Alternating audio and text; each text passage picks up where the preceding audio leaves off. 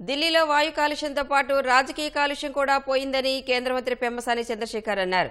అవినీతిని నిర్మూలిస్తామని అధికారంలోకి వచ్చిన ఆప్ సర్కార్ అవినీతికి పాల్పడటం వల్లే ఓడిపోయిందని చెప్పారు. ఇప్పుడు దీనికి 3-4 కారణాలు ఉన్నాయి. ఒకటి, అరవింద్ కేజ్రీవాల్ గారికి ఆ పార్టీకి 10 సంవత్సరాల అవకాశం ఇచ్చారు. 10 సంవత్సరాల అవకాశం ఇచ్చినప్పుడు డెఫినెట్గా ఒక ప్రాంతంలో విజిబుల్గా క్లియర్గా అభివృద్ధి అనేది కనిపించాలి. మీరు ఢిల్లీ వెళ్ళి చూస్తే ఈ రోజున రోడ్లన్నీ చాలా ఫిల్తీగా ఉన్నాయి. అంటే కనీసం చెత్త తీసుకెళ్లే మెకానిజం కూడా ఆయన బిల్డ్ చేయలేకపోయారు. ఢిల్లీలో ఎంప్లాయ్మెంట్ కోసం చుట్టుపక్కల ఉన్నటువంటి నార్త్ ఇండియన్ స్టేట్స్, ఉత్తరప్రదేశ్ కానీ, బీహార్ కానీ, లేకపోతే హర్యానా నుంచి కానీ చాలామంది వస్తారు. రోజు రోజుకి క్రౌడెడ్ అవుతూ ఉంది. అక్కడ వాటర్ సప్లై కానీ, ఆ జనాభా పెరుగుదలకు కావాల్సిన డ్రైనేజెస్ కానీ, వీటన్నిటిని ఒక ప్రణాళికబద్ధంగా చేసినటువంటి పరిస్థితి లేదు. నేను అక్కడ తిరిగినప్పుడు ఎమ్మెల్యేలు వచ్చి ప్రజలతో మమేకమైనటువంటి పరిస్థితి లేదు. వాళ్ళ సమస్యలు తెలుసుకునేటువంటి పరిస్థితి లేదు.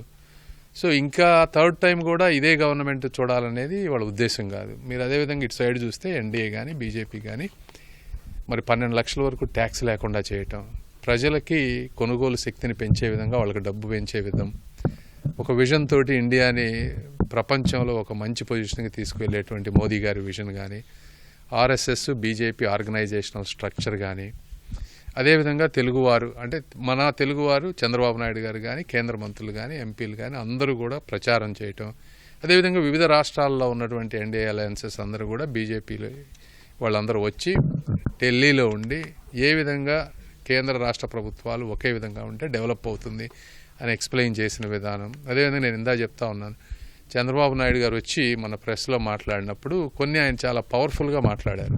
ఒకటి ఢిల్లీ పొల్యూషను, పొలిటికల్ పొల్యూషను రెండూ ఉన్నాయి ఢిల్లీలో.